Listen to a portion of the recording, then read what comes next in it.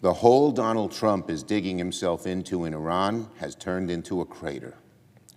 Somehow, Trump has convinced himself that the American people are cheering him on this blunder, rather than crying out for him to bring our troops home.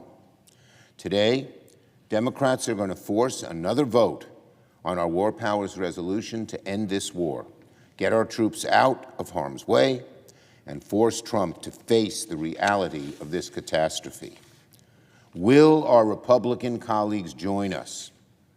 Or are they just going to keep their heads in the sand? They know how bad this is. They're hearing it from one end of the country to the other. But they're so afraid of speaking truth to power, of telling Donald Trump he's wrong, that they almost time after time, the vast majority of them, vote to go along with this war that is not achieving any goals and is raising our gas prices now to above $4. Yesterday, Trump said to the American people, they're not against the war. Trump, wake up. No one wants this war but you and your cronies and the supine Republican senators and congressmen who go along. The American people are against this war. They're against seeing our men and women in uniform get killed and wounded for a war that seems to have no direction or purpose. They're against hearing Trump and Hegseth lie about casualties. And they're definitely against paying over $4 for a gallon of gas. In fact, this morning, oil once again hit $100 a barrel as the war continues to spiral. Just this week, we saw polling that the war in Iran is America's least popular war since polling began. Let me say that again so Donald Trump and my Republican colleagues can hear it. Just this week, we saw polling that the Iran war is America's least popular war since the polling began. So when Donald Trump says the American people are not against the war, he's got his head deep, deep, deep in the sand.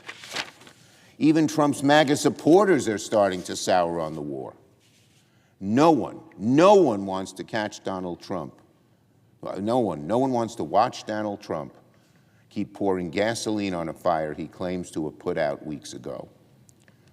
Donald Trump's war is ramping up, not winding down. If Donald Trump won't listen to the American people and end this war, then Congress must. Bipartisan majorities in both chambers of Congress have already passed legislation to end Trump's aimless, illegal, ruinous war. We will keep demanding Trump end this war with another vote today. We're going to keep the pressure on our Republican colleagues. And that's what we're supposed to be doing here, because it's Congress that has the power to bring war. And so it's perfectly appropriate and right and part of our obligation as the opposition party to force our Republican colleagues to vote again and again and again until they see the light.